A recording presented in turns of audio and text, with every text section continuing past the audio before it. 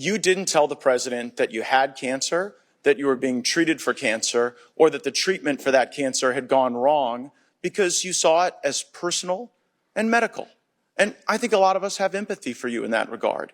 But now that you see how personal medical decisions are, will you call for the re-recruitment, restoration of full rank and back pay for the 8,600 service members who were vax mandated out of the military? No, I won't.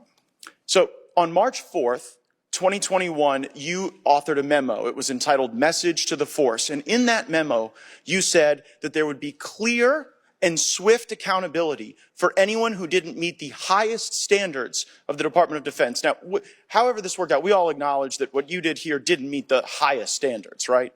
You made a mistake.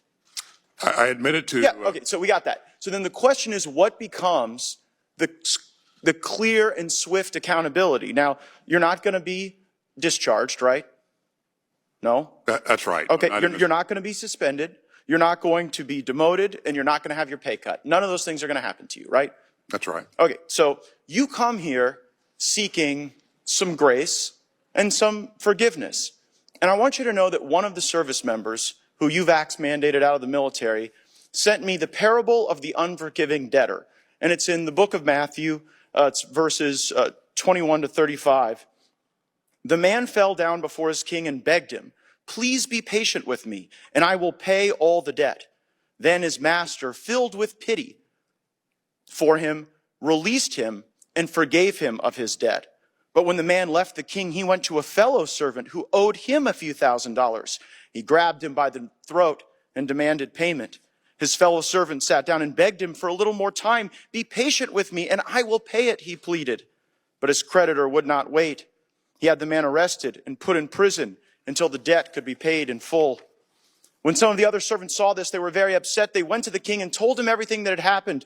And the king called the man who had been forgiven and said, "You evil servant, I forgave you that tremendous debt because you pleaded with me.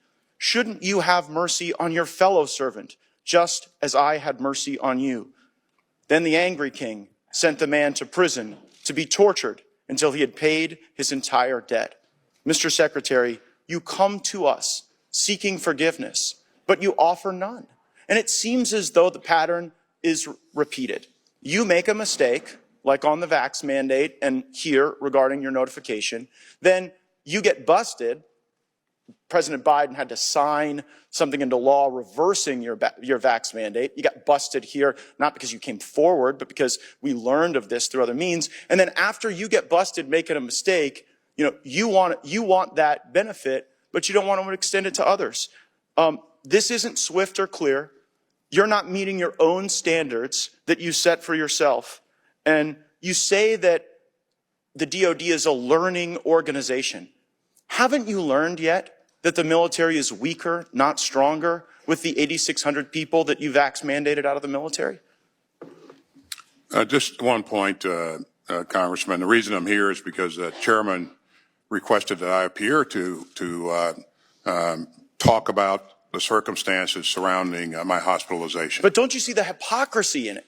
Because you screwed up, we fix your screw up, and now you want grace. But these people who sought religious exemptions, they got no such grace. And also, I just think it's ridiculous that we're in 3 wars. You went AWOL for 3 days, and we get 2 hours with you. If you can't spend more than 2 hours answering these questions, I don't know how you really operate in all these wars.